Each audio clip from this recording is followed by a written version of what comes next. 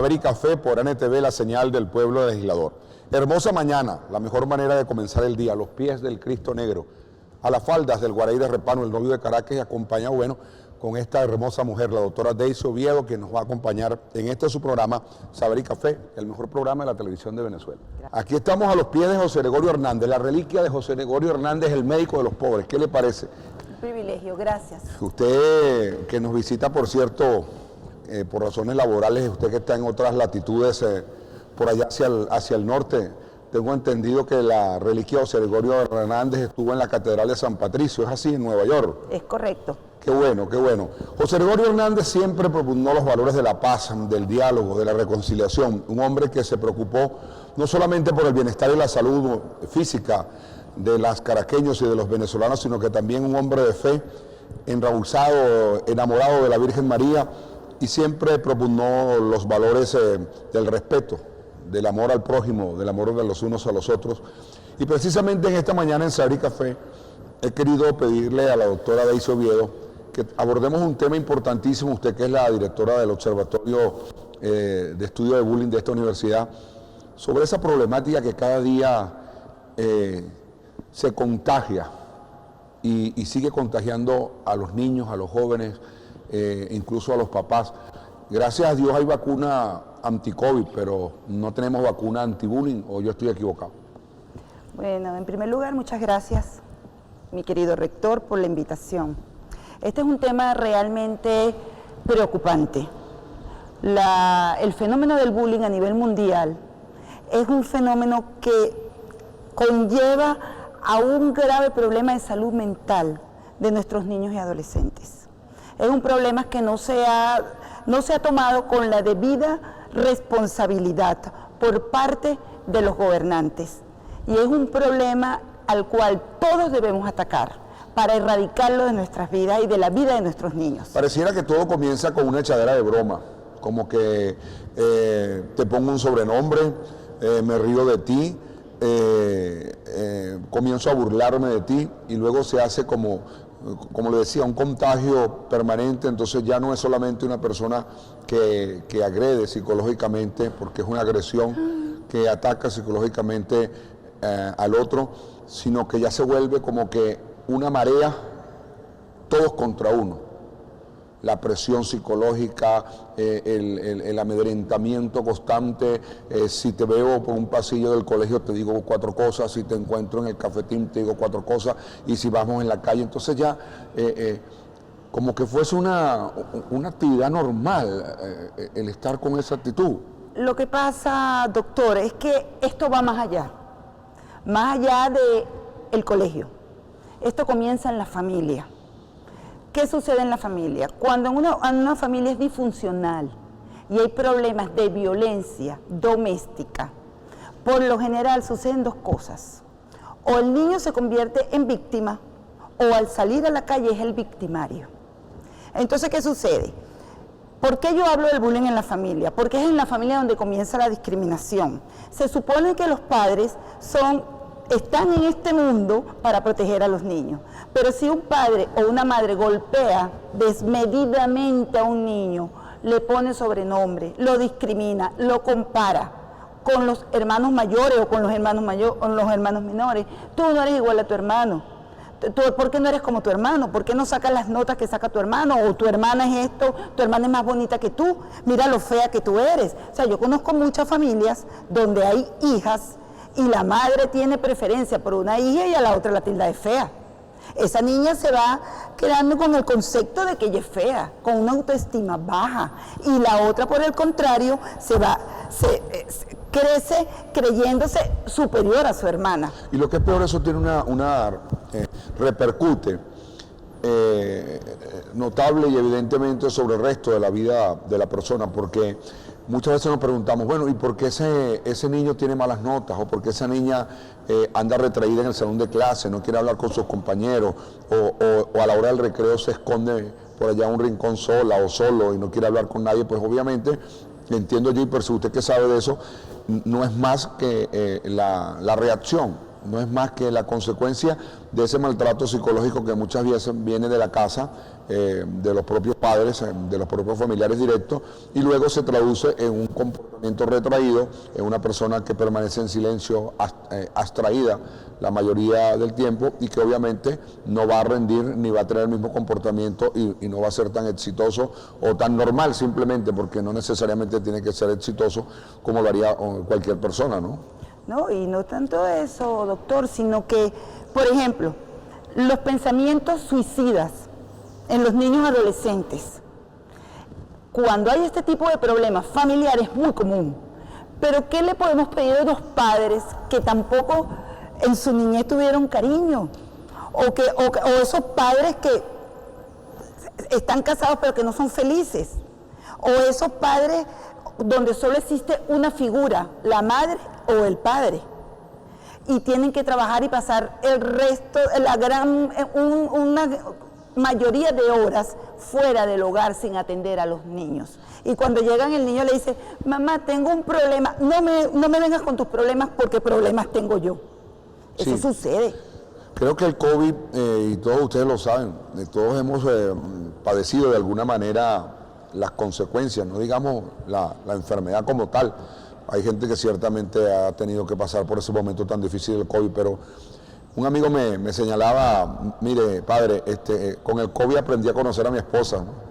Porque ahora pasamos más tiempo juntos en la casa y ahora me estoy dando cuenta de quién es la persona maravillosa con la que me casé, ¿no? Porque no necesariamente tiene que ser mal, pero el permanecer tanto tiempo juntos, derivado incluso de esta problemática del COVID, ha revelado y ha puesto traslúcido muchas situaciones que a lo mejor pasaban desapercibidas porque nos encontramos fuera de casa, trabajando la mayoría de las horas del día. Esto del maltrato secuencial, porque usted me señalaba, me refería hace rato que qué se puede esperar de unos padres que tampoco recibieron cariño. ¿Qué hacer frente a este tipo de situación? ¿Cuál es la dinámica? ¿Cuál es el antídoto, podríamos decirlo? Porque no resulta fácil reconstruir una persona que no lleva en su impronta, que no tiene dentro de su constitución psicosomática el afecto como manera habitual de comportarse. Bueno, fíjese lo siguiente. Aquí es donde debe intervenir el colegio, los directivos del colegio y la parte gubernamental. ¿Por qué? Porque este es un problema de salud pública, pero un problema de salud pública muy marcado. Porque estos niños que son violentados o los niños que usan la violencia como parte de su defensa, son aquellos niños que nos van a gobernar cuando ellos crezcan. Muchos de ellos van a ser políticos, muchos de ellos van a aspirar a alcaldías, gobernaciones, la presidencia de la República. Un niño que haya sido maltratador de otros o que considera que es algo normal, ¿cómo va a tratar al pueblo? En primer lugar. En segundo lugar, el que ha sido víctima. Una persona que ha sido víctima, que ha sido golpeada, maltratada permanentemente, ¿cómo puede tener la capacidad de gobernar? Pero no solo estamos hablando de la parte política y la parte económica y la parte social. O sea, ¿cómo nos involucramos una vez que crecemos con estos problemas con la sociedad como tal? Por esa razón es que hablo de salud pública. Entonces, ¿qué debe hacer el Estado? Comenzar a tomar en cuenta este fenómeno que está invisibilizado y comenzar a visibilizarlo para que todos nos pongamos alertas y digamos qué vamos a hacer con los niños que están siendo maltratados y con los que maltratan, con los victimarios. Porque los victimarios, todo el mundo le echa la culpa, son malandros, son niños sin hogar, son niños que los padres no, pero es que no se dan cuenta qué pasa con esa persona que utiliza la violencia, qué está pasando en su casa. Como a lo mejor están maltratados o mucho más maltratados que el que es víctima. Ha llegado el momento de hacer una primera pausa en su programa Sabrí Café por NTV, la señal del pueblo legislador, desde la Pontificia Universidad Católica Santa Rosa, la primera universidad pontificia de Venezuela y sustituto de altos estudios en educación laboral y liberadora, y a él, la primera universidad de posgrado. Volvemos contigo, Sabrí Café por NTV, la señal del pueblo legislador.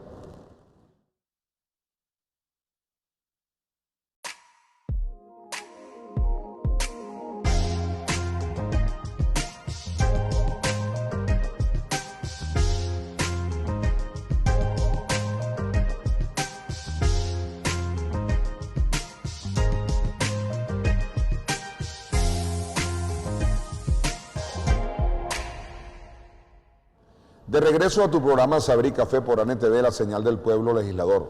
Desde la Pontificia Universidad Católica Santa Rosa, a los pies del novio de Caracas, el Guaraíra Repano, con esta hermosa mañana y esta hermosa invitada, la doctora Daisy Oviedo, especialista en ese tema tan complejo como lo es el bullying, y a su vez ella pues dirige el Observatorio de Bullying de esta Pontificia Universidad.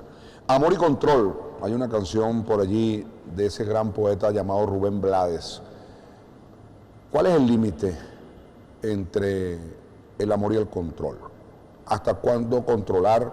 ¿Hasta cuándo dejar pasar? ¿Hasta cuánto fingir demencia? Hasta el loco, que es un muchachito, no le hagas caso, déjalo tranquilo.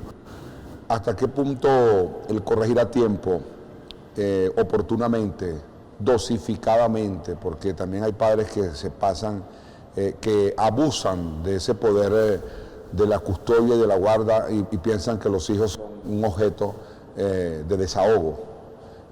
Son el mecanismo o el medio que tengo para desahogarme cuando vengo cansado del trabajo. Entonces la primera persona que grito es al hijo, a la hija, porque tengo que gritar a alguien porque toca. Y lo hago en nombre de que yo soy su papá o yo soy su mamá y usted hace lo que yo le diga. Pero siempre es bueno tomar un delicioso café en la mañana, doctora. Véngame para servirle este delicioso, el mejor café del mundo, el café de Venezuela, el café que se cultiva en los fértiles valles de nuestro país. Quiero hacer una crítica. En estos días se estuvo celebrando en Caracas el primer encuentro del café. Y entonces resulta ser que yo asistí y los catadores y catadoras del café pues no son venezolanos, una cantidad de gente que trajeron de todas partes, y nosotros malamente tenemos que seguir con esa bendita costumbre de que tiene que venir la gente de afuera para decirnos que lo que tenemos aquí está bien, que lo que tenemos aquí es sabroso y que lo que tenemos aquí vale la pena. Es decir, no somos capaces de valorar. Eso también es una suerte de bullying, el no valorar las cosas, el no querer lo nuestro, el no apreciar lo que tenemos en Venezuela. Pero bueno, ya terminó la crítica del padre y volvamos a lo que nos interesa. El límite, ¿dónde está la rayita? Esa raya que no se ve pero que existe entre el poder de controlar, el poder de corregir. ¿Hasta dónde? Fíjese lo siguiente, padre. Muchas veces nosotros amamos de una manera... Este café no tiene azúcar. Yo pregunté varias veces y no tiene azúcar. El equipo de producción, pero sigamos. Yo a veces, lo he dicho muchas veces, lo he escrito, lo he dicho en videos, lo hago en mis consultas privadas que tengo con las personas que vienen a hacer coaching conmigo. Una cosa es el amor y otra cosa es el control. Si usted controla algo, lo pierde, de entrada. Todo lo que usted quiera controlar en la vida, más adelante, sobre todo los seres humanos, cuando usted quiere controlar a otros ser humano, el ser humano puede ser sumiso en un momento, pero llega un momento en que dice basta y se aleja, porque los sentimientos no son de amor verdadero, sino son sentimientos de miedo, son sentimientos de ¿qué hago? Tengo que hacer lo que él diga porque él me controla. Ese es un grave error que cometemos muchos padres, porque yo también lo cometí en su momento. Es posible que yo haya cometido ese error con mis hijos, porque que yo recuerde, hubo momentos en que le dije, se hace así porque lo digo yo. Hasta que después aprendí, no es porque lo digo yo tengo que dar una explicación, se hace así por esto, ¿tú qué opinas? ¿Tú qué crees de esto? ¿Por qué tú crees que te estoy diciendo que no? Y yo lo que hacía, llegó un momento cuando lo aprendí, que les ponía el balón en su... El balón se lo colocaba a ellos en su cancha. Tenga el balón en su cancha. Entonces dígame usted, ¿por qué usted cree? Entonces ellos me argumentaban, no mamá, porque tú, que esto, pero ¿por qué creen que yo digo que no? En mi casa era más fácil. Mi papá siempre decía, pregúntele a su mamá. Bueno. Dale permiso a su mamá y con eso lo arreglamos, gracias a Dios. No, los míos siempre me preguntaban a mí porque con el papá como que era como un poquito más estricto, entonces ellos venían donde la mamá, que también era un poco estricta. Sin embargo, aprendí tanto que fue una buena enseñanza, que luego con mis sobrinos y con mis nietos ha sido totalmente diferente, porque lo que no hablan sus padres con ellos, los hablo yo. Claro, esto lo hemos aprendido en familia y poco a poco. utilizando los valores espirituales. Claro, también hay un marco legal, como ustedes saben, en Venezuela nosotros tenemos la Ley Orgánica para la Protección del Niño, Niña y Adolescente, en el que se establecen una suerte de capítulos que precisamente buscan la protección del niño y de la niña. Pero yo también conozco casos de unos niñitos que se saben al pie, al derecho, al revés, a la caletra de la lodna, y entonces ellos quieren amenazar a los papás con la lodna. Yo le dije a un amigo mío, cómprese una correa y con un marcador le escribe lodna a la correa para que entienda. No estoy diciendo que hay que pegar a los hijos, cuidado, pero una corrección a tiempo siempre es necesaria. Muchas veces felicitamos a los niños cuando hacen cosas que no tienen que hacerlo. Por ejemplo, un niño dice una grosería de este tamaño. ¡Ay, viste! Ya sabe mentar a la madre. Y lo felicitan porque el niñito aprendió a mentarle a la madre, hasta a la mamá o al papá. Yo creo que sí tiene que haber algún tipo de limitante, independientemente de que... yo creo que el problema está en la forma de corregir, en la manera de corregir, porque yo creo que a tiempo una corrección oportuna, y yo lo digo, yo lo que soy hoy, lo que he logrado ser en la vida, lo que he logrado alcanzar en la vida, eso lo debo a la formación que me dio mi mamá, y yo no puedo negar eso. Algunos dicen que yo me parezco a mi mamá hasta en el carácter, pues bueno, gracias a Dios me parezco a mi mamá hasta en el carácter, pero creo que una corrección a tiempo, precisamente hasta una corrección anti-bullying, cuando un hermano maltrata a su hermano más pequeño y viceversa, porque yo he visto muchachitos que son unos demonios, chiquiticos, y tienen acoquinado al hermano más grande. ¿Por qué? Bueno, para lo mejor el papá y la mamá lo empoderizaron y le permiten hacer ese tipo de cosas, pero sí ciertamente que hace falta una corrección oportuna, es necesario. ¿Usted no piensa que sí? Sí, pero hay correcciones de correcciones. Y desde el amor también se puede corregir, desde la comunicación, desde la escucha, la buena escucha, porque tenemos la tendencia a oír, pero no a escuchar.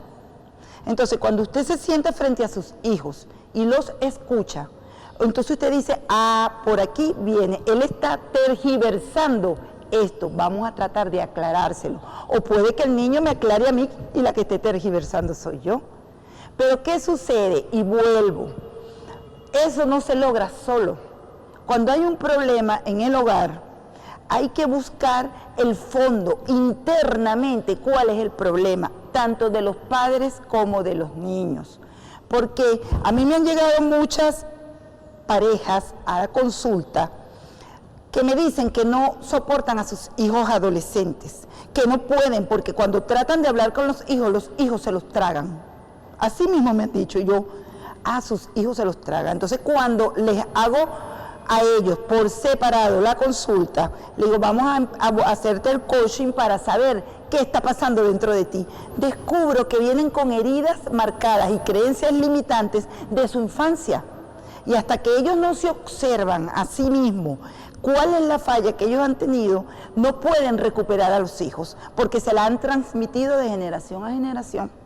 Esa misma falla, esa misma creencia limitante. Por ejemplo, he tenido casos donde cuando nace una niña, como la primera hija, el padre la rechaza automáticamente porque quería un varón. Y entonces llega y eso se va marcando, porque si la rechaza desde el momento del nacimiento, eso es cuando no se sabía que había en la barriga, pero ahora se sabe. Entonces cuando ven el ecosonograma y es una niña, pero es una niña. No están entendiendo que la voz y los sonidos son ondas energéticas que se conectan con el niño. O sea, ya hay una suerte de bullying prenatal. Prenatal. Así es impresionante. Y ya cuando el niño nace viene marcado. Ahora, entonces, lo peor es cuando nace el varón. Que entonces llega el niño varón y todo es para el niño. Y las mamás se vuelven como locas con los hijos varones. Vamos a una breve pausa. Volvemos porque las mamás se vuelven locas con los hijos varones.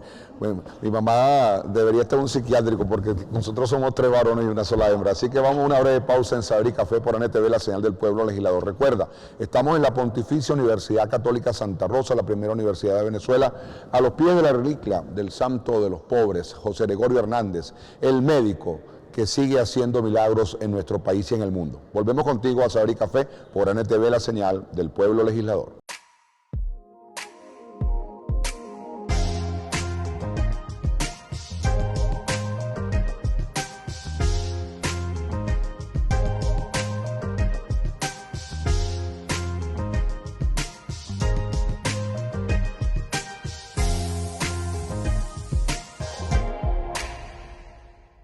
De regreso contigo a tu programa Sabrí Café por NTV, la señal del pueblo legislador, desde la Pontificia Universidad Católica Santa Rosa, junto a la reliquia del santo de los pobres, José Gregorio Hernández, el médico que sigue haciendo milagros en Venezuela. Nos acompaña, como ustedes saben, amigas y amigos, la doctora Daisy Oviedo, directora de nuestro Observatorio de Bullying de esta universidad, y estamos conversando precisamente sobre esa tendencia o esa marcada tradición de que en la familia siempre se está esperando que venga el hijo varón, y cuando no hay hijo varón como que pareciese una situación extraña. Pura niña es lo que tienes tú, no tienes un varón en la casa. Eso en cierta manera ya marca, ya limita la alegría, la satisfacción, no en todos los casos, pero sí es marcada esa tradición en Venezuela, que como que el varón es el rey de la casa, y entonces la niñita está para ayudar a la mamá a hacer el oficio, la niñita está para que hasta incluso arregle el cuarto a tu hermano, porque él es el varón, y tú tienes que recogerle los zapatos y recogerle la ropa sucia porque él es el varón, y eso se hace a veces hasta de manera inconsciente, porque como que fuese una tradición. Pero hay una problemática que creo que es mayor y que tiene que ver precisamente con la salud pública, y es en los colegios, en los salones de clase, cuando la maestra o el maestro tienen una marcada preferencia por un grupo determinado de estudiantes y suelen hacer comparaciones. Aprende a Carlitos, que sí es inteligente, aprende a Marisita, que Marisita sí hace bien la tarea y tú eres bruto. ¿Qué te enseñan en tu casa? Y hasta eso se dice. Y es al revés. Yo voy a la escuela para que me enseñe usted, maestra, no me venga a decir que me enseñen en la casa. ¿Qué hacer? ¿Usted cree que sería necesario hacer una seria intervención en los pedagógicos, en las escuelas, en las facultades de educación de nuestro país? Estoy convencida, doctor, de que hay que comenzar por allí. Volvemos al inicio. Esa maestra o ese maestro, ¿cómo fue tratado en su casa? ¿Cuáles son las creencias limitantes que tiene? A lo mejor era una persona muy sumisa y al tener un cargo de maestro se desquita con los estudiantes porque tiene el poder. Ese es el grave problema, que tenemos que volver al inicio. ¿Qué pasa con estos maestros o estas maestras que cometen ese tipo de errores? Los padres, cuando el niño le dice al papá o a la mamá, la maestra me dijo que yo era bruto, la maestra me castigó y me puso en una esquina, no hay ningún tipo de sanción para ese maestro. Ese maestro tiene que haber una sanción, porque tú eres el adulto. Yo no puedo permitir como Estado que tú como adulto discrimines a los jóvenes que están a tu cargo, porque después de los padres, la segunda responsabilidad está en el colegio. Pero ¿cuál es el otro problema? Que los padres se hacen la vista gorda y quieren que los maestros les críen a los hijos y le inculquen los valores a los hijos. Eso tampoco puede ser. Los valores vienen de casa. Y si en la casa no hay valores, ese maestro, lo que hablábamos hace rato, esos niños que han sido bulleados van a ser maestros, van a ser políticos, van a ser los economistas del país y se van a comportar de esa manera, porque van a continuar. Pero no hemos hablado del otro grupo, que es el grupo de los observadores, que ven cómo maltratan a otros niños, los demás niños ven y se hacen los locos. Bueno, yo tuve una vez una muy mala experiencia en un célebre restaurante de Caracas, que la situación fue tan tensa que yo me atreví pues a decirle a la persona, oye, pero no maltrate a esa persona, ese hijo mío, yo con el hijo mío hago lo que me da la gana, ¿no? Palabras más, palabras menos. Y usted hace referencia a eso, que uno no puede hacerse la vista gorda cuando uno ve que suceden ese tipo de cosas, sobre todo quienes tenemos la responsabilidad de dirigir instituciones educativas, porque eso no solamente pasa en los colegios, eso pasa en las universidades. Yo he visto cómo compañeras y compañeros deliberadamente se burlan de una compañera porque a lo mejor se puso una prenda de vestir que no combinaba lo suficiente, y entonces es todo el día con un tema, o porque tiene el pelo malo, porque tiene el cabello rizado, entonces le ponen un remoquete allí con relación al cabello, ¿no? Eso pasa y eso ciertamente uno no puede hacerse la vista gorda frente a una situación como esa, ¿no? E incluso en el mundo laboral, compañeros de trabajo que le hacen la vida imposible a otro compañero de trabajo y hacen de esa persona la pelotica de juego todo el día, ¿no? Sí, es terrible. Es que es un fenómeno que tiene tentáculos en todas partes. Tiene tentáculos en todas partes. ¿Qué pienso yo que se debe hacer? Comenzar a cortarlos, pero no lo podemos cortar diciéndole, mira, no hagas bullying. No, vamos a ver, tenemos una sociedad completamente enferma con la violencia. Tenemos una sociedad violenta, enferma. Como Estado hay que hacer políticas públicas que estén enfocadas en solucionar ese problema, que es el problema más grande, porque el bullying es una forma de violencia y de acoso. Pero ese acoso está en todas las partes, en todos los sitios, como lo dice usted. Hay veces son los jefes que acosan, hay veces son los compañeros de trabajo, en las escuelas son los maestros, otros niños, en el hogar son los padres. Los padres que acosan a los hijos. Y no se habla usted que pasa muchas veces en el mundo médico. Ajá. Yo he visto profesionales de la salud que no son como José Gregorio Hernández precisamente, sino que en lugar de sanar lo que hacen es abrir más la herida en lugar de curarla, como por ejemplo pasa el caso de cuando una mujer da luz, entonces viene el médico y le dice, nadie te mandó a tener muchachos, ¿no? Ahora sí te duele. Es una discriminación. Ahora te duele, pero cuando lo estabas haciendo no te dolía, ¿verdad? Entonces, ese tipo de violencia que se vienen repitiendo constantemente en la sociedad y que muchas veces son conductas aprendidas, que se hacen por imitación. Como lo hace fulano, pues yo también lo hago. Y entonces se vuelve toda una cadena de bullying en el que unos agredimos a los otros y la otra parte se dedica a agredir. Entonces somos víctimas y victimarios a la vez y como que nos estuviésemos acostumbrando a ese tipo de trato en la sociedad, donde maltratar es el hábito y donde discriminar y donde burlarme de la otra persona como que fuese la norma. Pero eso sucede porque no conocemos las leyes, no estamos al tanto de cuáles son nuestros derechos. Entonces, si no estamos al tanto de cuáles son nuestros derechos, no sabemos qué hacer en ese momento. Por eso, gracias a usted y a este observatorio, que estamos permanentemente haciendo investigaciones, podemos conseguir ese camino, doctor, para ir visibilizando lo que está pasando y enseñar a las personas, mira, tú tienes derechos. Si a ti te maltrata un médico de esa manera, tú puedes denunciar, porque dentro de la ley de violencia contra la mujer está lo de los médicos. Eso está plasmado en la ley, eso está ahí en la ley. La parte de cuando un médico le dice, un obstetra o un ginecólogo maltrata a una mujer, porque póngase usted que una mujer llegue con una enfermedad de transmisión sexual y le diga, bueno, pero no te gusta, o sea, eso es una violencia terrible. O sea, es algo donde tú como médico, tú estás para sanar, tú no estás para criticar. Por eso vuelvo yo a lo de los valores espirituales. En primer lugar, la fe en algo, en lo que yo no te voy a imponer a ti en qué vas a tener fe, pero tienes que tener una fe para que se lo inculques a tus hijos. Segundo, la justicia, la libertad. Bueno, de hecho, y no es muy lejos, ¿qué nos predicó a nosotros Jesucristo? Los valores espirituales. ¿Por qué murió Jesucristo? Para que nosotros aprendiéramos de esos valores. Él dio la vida por nosotros. ¿Alguna vez alguien se ha detenido a pensar, ¿a Jesucristo le hicieron bullying o no? Por favor. A Jesucristo hasta no más.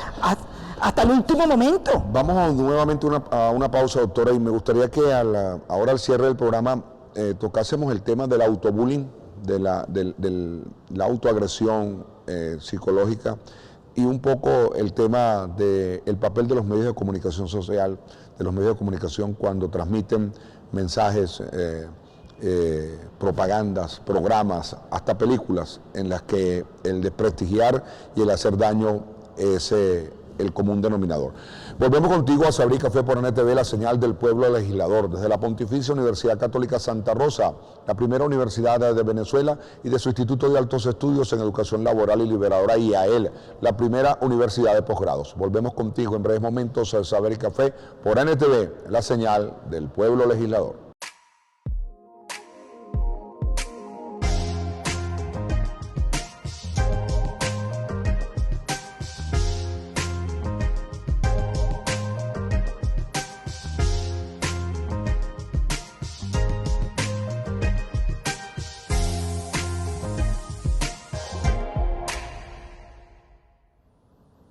Estamos de vuelta contigo en Sabrí Café por NTV, la señal del pueblo legislador, a los pies de la reliquia del médico de los pobres, José Gregorio Hernández, un hombre que propugnó siempre el diálogo, la paz, la reconciliación y la salud, no solamente en el plano físico, sino también en el plano espiritual. Recuerda que nos puedes seguir a nosotros a través de Utsara Digital, nuestras redes sociales y las de la doctora Oviedo, por favor. ¿Cuáles son sus redes, doctora, para que los que quieran acudir a usted a su consulta le puedan seguir? Mi Instagram es deoviedo.yus y mi página web es www.deoviedo.com. Y la están viendo ustedes abajo en nuestro cintillo para que la puedan copiar. Doctora, yo he conocido personas a las que lastimosamente cuando uno la saluda no provoca decirle cómo estás, sino cómo sigues, porque todo es, esto no sirve para nada, yo no tengo suerte en la vida, yo jamás voy a poder ser como fulano porque yo no tengo, porque yo no puedo, porque yo no soy, porque yo no tuve esas oportunidades que tuvo usted o que tuvo la otra persona. ¿Qué hacer en esos casos? ¿Cómo atacar? En el sentido positivo de la palabra atacar, cómo remediar, pues, para hacerlo menos bulímico. Bueno, lo primero es que la persona quiera cambiar, porque usted puede darle muchísimas técnicas y herramientas, pero si la persona no quiere cambiar, va a seguir siendo la víctima y la queja permanente. Entonces, hay que hablar con esa persona y decirle, ¿a ti te gustaría que eso que tú piensas que te ha ido mal, que tienes mala suerte, que pobrecito yo, cambie? Bueno, en primer lugar vamos a comenzar con la práctica del agradecimiento, porque tenemos la mala costumbre de quejarnos y no agradecer. Pero resulta que podemos agradecer por todo. Y nosotros a veces caemos en eso. No, él es el vigilante.